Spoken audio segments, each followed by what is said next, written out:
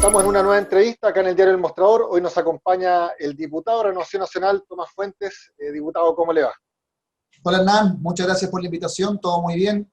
En campaña, Así veo, algunos viajando por el sur y otros haciendo la pega desde Santiago y otros de Valparaíso.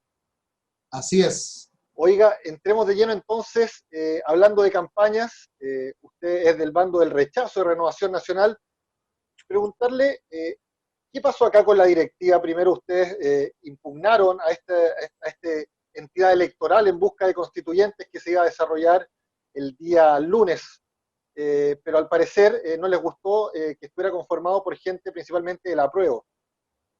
Efectivamente eso es correcto, pero son motivos muy sencillos, Hernán, y no tienen nada que ver con temas personales. Lo que pasa es que si Renovación Nacional en un 80% o no peleemos, 75, 70, eso da lo mismo, pero en su gran mayoría está por el rechazo y resulta que en su gran minoría está por el apruebo. Resulta extraño que en pleno proceso de elecciones internas, por ejemplo, Paulina Núñez, diputada, quien está de candidata, esté pretendiendo conseguir adhesión y también buscando eventuales constituyentes. Por eso te decía yo que no es nada personal, porque no es respecto a Paulina. Obviamente ni el senador Francisco Chaguán, ni el diputado Diego Paulsen, ni la diputada Paulina Núñez tienen que tener hoy día un conflicto de interés respecto a la interna del partido. Fue por eso que nosotros dijimos, si somos mayoría, que esa democracia se exprese en este comité para ir buscando gente que representa la mayoría del partido. Oiga, pasemos al rechazo en pleno. Primero preguntarle, ¿qué lo mueve usted para defender esta idea y moverse a hacer campaña por el rechazo? ¿Cuáles son sus La, razones, personal? sí, la verdad, Hernán, de que yo no busco por ningún motivo la inamovilidad, me complica así, encuentro que hay un sesgo, esa gente que está como muy, que considera que la Constitución del 80 hay que cambiarla porque es fruto de una dictadura o de Pinochet. Encuentro que esa argumentación es bastante válida para ellos. Lo que pasa es que yo no la comparto. ¿Por qué? Porque yo no veo la Constitución del 80 como un punto en la historia, Hernán. Yo veo que hemos tenido 10 constituciones, de hecho en 1811, 13, 14, 18, 20, 20, 24, 28 hasta 1833, en 20 años nos costó mucho consolidar 7 constituciones. Entonces yo creo que esto no es una constitución fruto solamente de alguien, no es un punto en la historia, es tradición, es cultura, y además, Hernán, porque mira, la Constitución tenía originalmente 120 artículos, hoy día está cercano a los 150, ha sido reformada casi 50 veces, entonces creo que es injusto verlo como un puro punto en la historia, y también creo que es dañino pretender o hacer creer que la Constitución es el mal de todos los males o es la culpa de todo. Porque la verdad es que, Hernán, ni el gobierno, y quiero ser súper franco, si yo no defiendo a la empresa ni mucho menos, ni el gobierno de Eduardo Frei o Patricio Elwin, Ricardo Lagos, Michelle Bachelet o Sebastián Piñera, dejaron de construir casas porque la Constitución no lo posibilitara o de que no fueran de más metros cuadrados para que fueran más calidad. Yo creo que la Constitución es un marco donde hoy día hay que conservar las cosas buenas y efectivamente estoy muy dispuesto, Hernán, a cambiar las cosas malas. ¿Cuál es el problema entonces de mantener las buenas y cambiar las malas a través de un proceso constituyente? Lo que pasa es que ese proceso constituyente, Hernán, nunca fue prioridad en ninguna encuesta, ni de izquierda, ni de derecha, ni de centros de estudios, ni de universidades. Yo siento que producto de una gran crisis, donde todos los chilenos, y esto va a quedar en la historia de la sociología, dijimos el 18 de octubre, Chile cambió. Y por distintas cosas, por desigualdad, sí cambió. Y después nos dimos cuenta que como que volvió a cambiar. Pero resulta que para el acuerdo de noviembre era un acuerdo por la paz y la nueva constitución. Y yo creo, Hernán, que la gente de mi sector, de la centro derecha, no de la ultraderecha, de la centro derecha, sí tiene buenas intenciones de cosas que hay que cambiar. Pero la verdad, Hernán, es que no son las mismas intenciones de gente que en el pasado o en el presente han manifestado, por ejemplo, Mar para Bolivia, Chile sin fronteras, aborto libre. Por eso yo creo que son posturas también legítimas, que obviamente yo no comparto, pero que creo que son un mosaico de un sinfín de cosas que mientras la gente más las sienta, las vea, las escuche, más va a preferir, creo yo, el rechazar para reformar, que no es inamovilidad. Oiga, ¿usted está de acuerdo con la firma de este pacto del 15 de noviembre por la paz y la nueva constitución en un principio? Yo estoy de acuerdo en un principio porque considero de que había que dar una garantía al país y a los chilenos de que íbamos a retomar la normalidad. No estoy de acuerdo, no comparto de que, por ejemplo, una alternativa haya sido aprobar y otra alternativa haya sido rechazar, porque es como el rechazo en lo negativo, el rechazo de inamovilidad. Tampoco estoy de acuerdo en que hayan sido solamente dos alternativas, una mixta o una convención enteramente constituyente. También creo que una alternativa tiene que haber sido el Congreso. Ayer Pablo Longueira decía, quiero ser constituyente. Camilo Escalona dijo tiempo atrás que quería ser constituyente. Entonces, al final, los constituyentes, si en Maipú, el distrito 8, tiene 1.400.000 personas, ¿cuáles son las posibilidades reales de un independiente de ser electo constituyente? Entonces, que te obliguen a pensar igual a un partido político y entendiendo que producto de las circunstancias se nos pospusieron los plazos, yo no veía, siendo súper sincero, Hernán, tan loca la idea de que el próximo Congreso Nacional, electo por todos los chilenos, fuera con más facultades constituyentes. De hecho, me cuesta comprender que si estamos proponiendo, porque seamos sinceros, el incremento de los parlamentarios no significó costo cero, mentira, eso es falso. Significó más recursos para el Congreso, no solamente en las dietas, sino que también en las asignaciones. ¿Mejoró la calidad de la política chilena? No, no mejoró. ¿La legitimidad por dónde está? Está por los suelos. Si el 134, que no es un número mágico, Hernán, porque el 134 te mantiene la misma proporcionalidad de los pactos, también la representación de todos los partidos políticos hoy día actuales.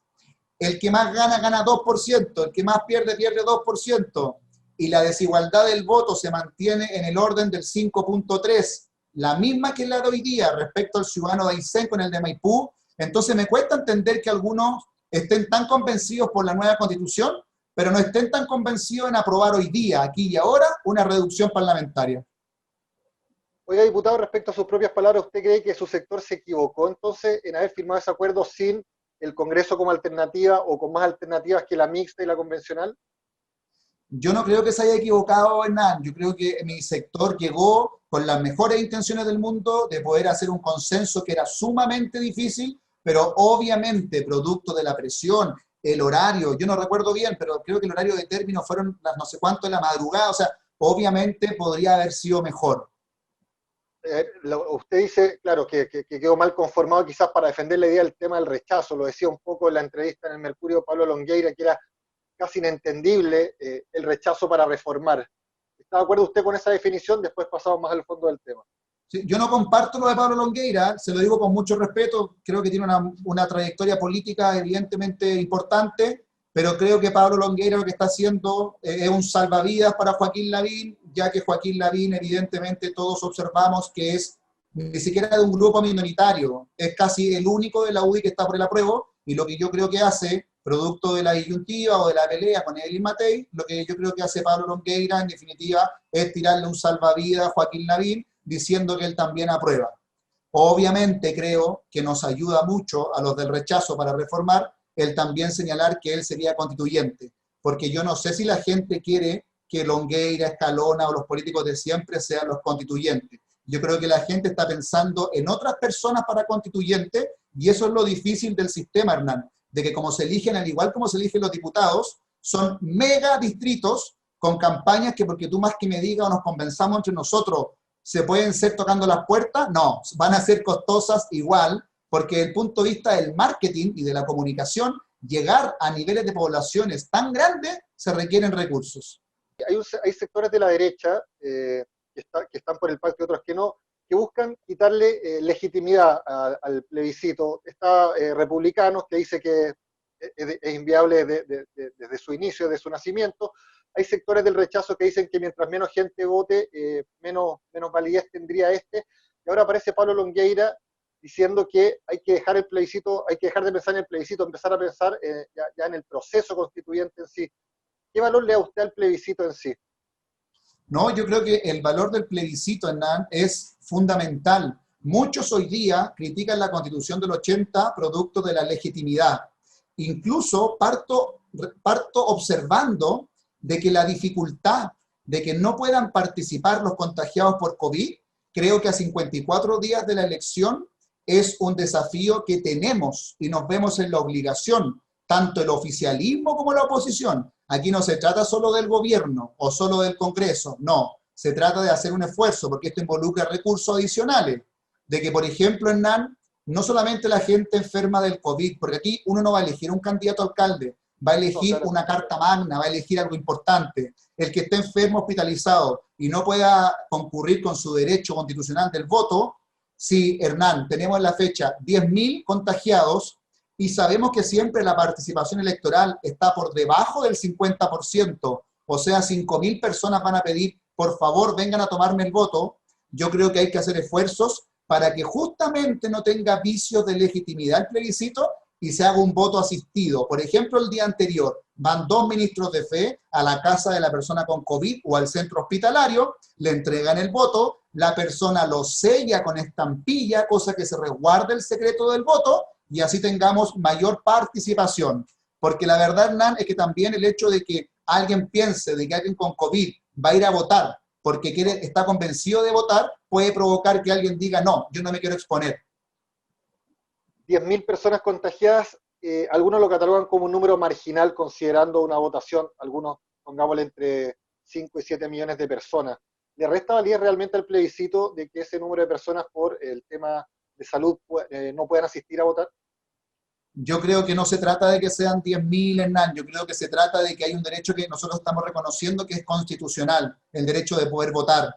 Si son 10.000, 16.000 o 20.000 respecto de un universo muy grande, en porcentaje son poquitos, da lo mismo porque creo que el solo hecho de que todos no hayan podido participar ya le quita un poco de legitimidad. No quiero ser catastrófico, no, pero efectivamente sería mucho mejor que si estamos haciendo todos los esfuerzos por un plebiscito que ha costado sacarlo adelante, hagamos los mayores esfuerzos posibles para que todos puedan participar. Ahí están contraposición con la idea del gobierno, que da por cerrado este tema y no quiere legislar al respecto ni patrocinar ninguna moción que apunte a la posibilidad de votar de quienes estén contagiados.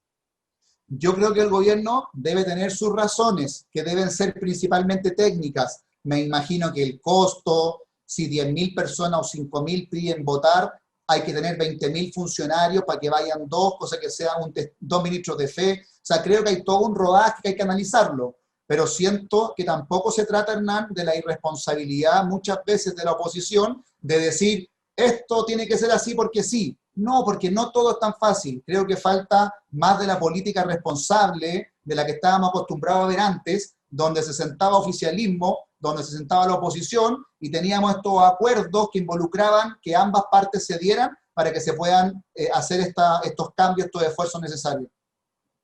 Oiga, diputado, retrocedemos un par de minutos. Usted señalaba que idealmente en el acuerdo por la paz y la nueva constitución hubiese sido que el Congreso fuese una alternativa real para poder llevar a cabo algunos cambios, algunas reformas. Durante las últimas intervenciones del presidente Piñera, cuando lo hemos escuchado hablar del plebiscito, él habla de dos alternativas respecto a este acuerdo constitucional. Dice por un lado la Convención Constituyente, dice por el otro el Congreso. Y sabido es que el Congreso no es una de las alternativas. ¿Ven ustedes esto como un guiño hacia su sector de parte del mandatario? No, yo creo que cuando el mandatario dijo tiempo atrás de que todos los caminos nos llevaban a modificar la Constitución, creo que también lo hace de buena intención de decir el que está por rechazar deben existir. Yo no digo que no, Hernán, deben existir, pero no todos los que estamos por rechazar queremos inamovilidad. No, hay cosas que hay que cambiar, pero obviamente tampoco significa, y puede ser justo y válido, que los que estemos por rechazar para modificar ciertos aspectos, tampoco creamos que sea justo partir de cero, desde una hoja en blanco, un salto al vacío, o los riesgos que esto implica. Yo, Hernán, la verdad es que creo que se puede producir una frustración tan grande cuando la gente diga, pero ¿cómo si es un derecho constitucional, una salud oportuna? Si nadie está en contra de no escribirlo. Lo que pasa es que eso no te lo asegura. Entonces, no todo es culpa de que no esté escrito en la Constitución. Por Oiga, eso si yo no le creo parece, que dígame. Por eso yo creo que el presidente, cuando se refiere a que todos queremos cambiar la Constitución, no está haciendo alusión a que él va a aprobar, y tiene su derecho, si él también tiene su voto, sino que está haciendo alusión a que todo el pueblo chileno ya reconocemos que hay cambios que se tienen que hacer de forma correcta, como por ejemplo el fortalecimiento de los gobiernos locales. Yo, Hernán, mira, a mí me da pena ver un Congreso Nacional que no se atreve a decir que hay que posponer la elección de los gobernadores regionales porque no es popular decirlo y eso es sinónimo de no querer hacer un proceso de descentralización. Pero la verdad es que, ¿qué facultades tienen? ¿Qué recursos tienen? O sea, es una descentralización tan engañosa que prefiero ser impopular y darnos más tiempo, algunos meses, posponerlo para la elección presidencial, o sea, posponerlo mayo, junio, julio, agosto, 7 meses para hacerlo bien. Hay algunos que dicen que el primer paso en eso es muy importante y otros que este intento del gobierno por retrasar la elección tendría que ver con que no hay buenos candidatos, no necesariamente en el sector, también en la oposición. ¿Cuánto de eso es verdad? Yo que soy cientista político y me dedico a hacer simulaciones electorales, es lo que he hecho siempre en distintas elecciones. Yo, dentro de los últimos estudios que hicimos, fue simular, porque acuérdate que la ley de gobernador regional requiere el 40%, no requiere la mitad más uno. Entonces, si uno agarraba o simulaba todos los votos de las elecciones municipales, que son los votos que mejor reflejan la identificación con un sector político, la verdad es que la centro derecha tiene más regiones donde podría ganarle a la Concertación. Yo no creo que se trate de que una coalición tenga más candidatos que la otra o que ambas no tengan. No, yo creo que ambas coaliciones tienen buenos nombres para muchas regiones. Oiga, ¿usted de los que cree que el gobierno debiese dejar el palco y situarse en uno de los dos lados del rechazo a la prueba? Me imagino que en su caso, si fuese así, preferiría el rechazo. ¿Lo quiere llamar al gobierno a ponerse en el apruebo? Jacqueline Van Rysselberghe lo llamaba a ponerse en el sector del rechazo. ¿Cuál es su visión respecto a la presidencia de los ministros y también del propio presidente? No, yo creo que están en toda su libertad de decir, y además que la opinión de muchos ministros ya es conocida, entonces yo creo que la de casi todos es conocida. Están en toda su libertad, en definitiva, de poder decir cómo ellos creen que se construye un mejor Chile, cuáles son los caminos que existen o los caminos que ellos consideren que llegan más rápido a este mejor Chile. Pero lo que sí, obviamente, hace que el gobierno tome postura por uno o por otro, yo creo que no es correcto, porque en definitiva si el mismo gobierno no está de acuerdo en sí dentro del gobierno, entonces que ellos se abandericen por una postura que no están todos convencidos, yo creo que lo mejor es que todas las alternativas puedan comunicarse de la forma más correctamente posible. Y mira, Hernán, yo lo viví muy bien porque hicimos un estudio cuando partimos con esto y tan solo el 6% de la gente quería rechazar. Hicimos focus group y le entregábamos recortes de diario y de revista. ¿Qué era rechazar? Y era violencia, era negro, era no cambio, no arcoíris, no luces, versus los que querían el apruebo. Pasamos del, y no discutamos en nada si estamos en el 30 o en el 25. Solamente dame el punto, otórgamelo por favor, de que estamos mucho más arriba del 6 o del 8. Pongámosle 22 para que no peleemos o 30, da lo mismo. Si eso se hizo y ahora nos quedan 54 días para poder transmitir a la gente qué significa rechazar, muchos santos en Colombia le preguntaban a la semana, en su primera entrevista, cómo fue posible que ganara el no en Colombia. Y él dijo, contestó que la perseverancia o la constancia alcanzaba cosas que la dicha no alcanzaba. Bueno, cuento corto, la constancia que hemos tenido en comunicar lo que significa el rechazo o nutrir la alternativa del rechazo de contenido, creo que nos permite seguir en esa senda gradual donde va creciendo. Como también, Hernán, creo que es bueno que la gente del apruebo salga a señalar y a decir en un pizarrón qué significa aprobar. Porque yo te aseguro, Hernán, de que el apruebo de Pablo Longueira no se parece ni en lo absoluto al apruebo de Guido Girardi o de Yanna Proboste. No, él hizo la diferencia en la entrevista. Diputado, quería preguntarle, porque hay gente que entiende el estallido social y hace la separación entre las demandas de una ciudadanía, otros también superponen el tema de la violencia, pero todos entienden de que hay una energía que canalizar de alguna manera. ¿Usted cree que ganando el rechazo, esa energía es canalizable a través del Congreso? Mira, te lo respondo de la siguiente manera. yo me sorprendí porque en las redes sociales yo tuiteé algo que considero yo por lo menos que es un punto de vista legítimo, de que la izquierda se escandaliza cuando paran los camioneros. Esto fue el primer día cuando anunciaron el paro, pero resulta que cuando para el colegio profesor y cuando para el colegio médico, la izquierda se suma al paro. Entonces, muchos me contestaron, y ahí yo creo que hay un error nuestro, de la sociedad, donde la clase política somos responsables. Tomás, ¿cómo está a favor de los empresarios y en contra del pueblo mapuche? Ellos no son terroristas. Es que no se trata de blanco y negro, de que si un camión fue incendiado fue el pueblo mapuche el que incendió el camión. No, yo conozco, tampoco, yo no soy de un pueblo originario, pero todos tenemos amigos del pueblo mapuche, hay de unos, hay de otros, y yo creo que la minoría son los violentos, y a lo mejor muchas veces ni siquiera son mapuches. Entonces, los que queman casa, entonces creo que traducir esta pelea solamente en los pueblos originarios, creo que es muy vago. Yo creo que sí hay responsabilidades de grupos que los conocemos todos, pero también hay otras que son efectivamente bandas o grupos terroristas. Diputado, le damos las gracias por haber estado con nosotros. Muchas gracias, Hernán, por la invitación.